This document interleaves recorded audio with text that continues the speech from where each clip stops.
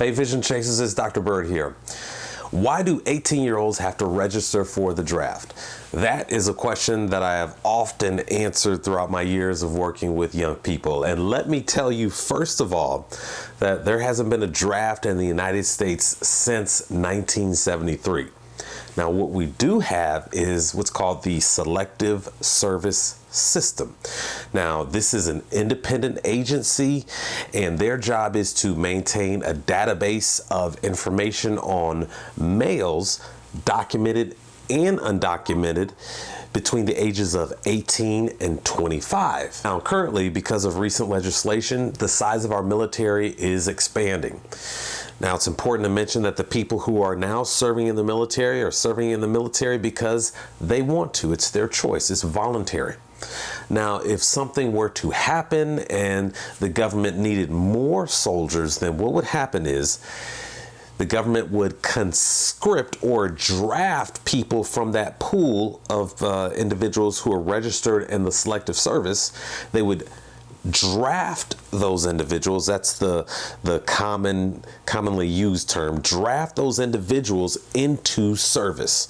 So once again, think of the Selective Service as a pool. You're registering to be in this pool, and if the government needs you, they will draft you into military service. So that's how it works. So let's look at some of the history of the Selective Service System. It goes back to 1917 when the United States needed more soldiers in order to go fight World War I once the United States decided to join in. And so the Selective Service would be active, drafting people into the military during World War II, Korea, and during different engagements throughout the Cold War, definitely Vietnam. So let's talk about Vietnam. As you can see here on your screen, when the United States started to draft people to fight in Vietnam, many people had questions as to why the United States was in Vietnam, and it turns out that these were legitimate questions.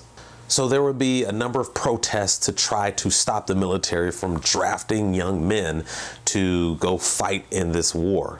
And the way they were drafting these young men was by simply the oldest man first. They drafted the oldest man in the pool, drafted him first, and that was the simple system that they used. Now in 1969, they tweaked the system to make it fair. On December 1st, 1969, the government held, as you can see on your screen, they held a draft lottery.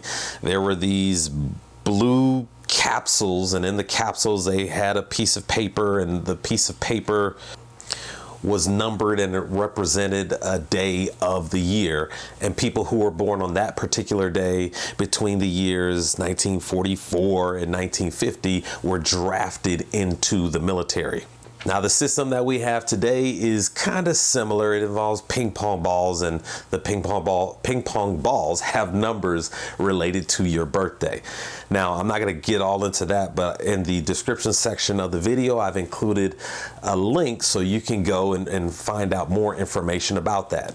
So the government would have you know that it is the law to register for the Selective Service System. It's just something that every young man around their 18th birthday, they must do this. Also, it is the insurance policy. Like I said before, if something happens and the government needs more people, then they would pull people or draft people from that system. Additionally, the government will remind you that they have an equitable system that is fair for everyone. And then the government wants you to also know that it's your civic duty, much like serving on juries.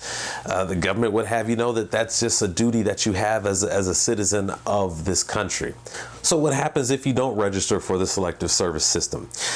You're not eligible for student loans. You're not eligible to work in the government. And there are also, in some states, you cannot even get a license. And there are also government benefits that you're simply not entitled to because you're not registered for the Selective Service System. So that's something that's very important to keep in mind. And again, I want to emphasize that the United States hasn't drafted someone into the military since 1973. So in closing, I want to correct those of you who may believe that if you're the only son in the family, that you are not eligible to be drafted into the military. That is not true. I used to believe that myself, and I was concerned because I was around 21 when 9/11 happened, and I was a little concerned because 2 years later we went into Iraq.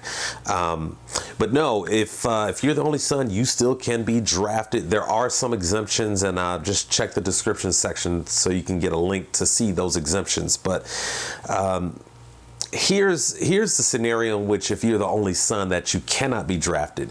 That's if you had other brothers who died in combat and you're the only surviving son. Then the government cannot draft you. But simply if you're the only son, you still can be drafted. So I want to let you know about that. Also, for the ladies, the women do not have to register with the Selective Service. There's been talk about changing that, but it's only been talk so far. So that's that. That answers that question. If you want to know more about that, again, check the description section. I have other links and information for you to dig a little bit deeper about that. But just wanted to answer that question for you. Hope you found that very informative. Thank you so much for watching. And until we meet again, please keep chasing the vision. Bye.